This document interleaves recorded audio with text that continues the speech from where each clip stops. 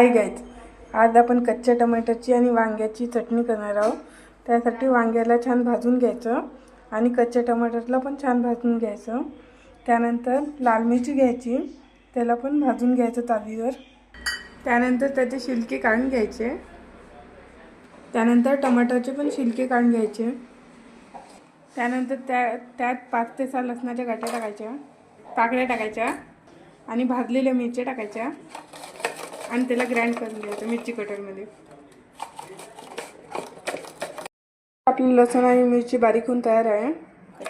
त्यानंतर कच्चे टमाटर आणि वांग्याला पण बारीक करून घ्यायचं। त्यानंतर आपलं वांगा आणि टमाटर ग्राइंड होऊन तयार आहे। त्यानंतर एक कांदा घ्यायचा, त्याला बारीक बारीक कापून घ्यायचं।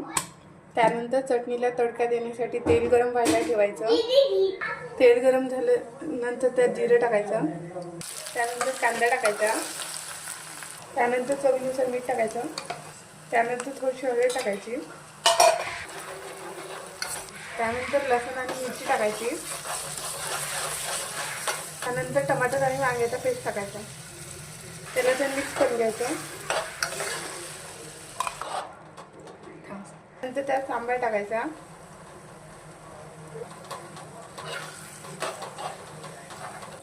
त्यानंतर ही आपली स्वादिष्ट चटणी खाण्यासाठी तयार आहे।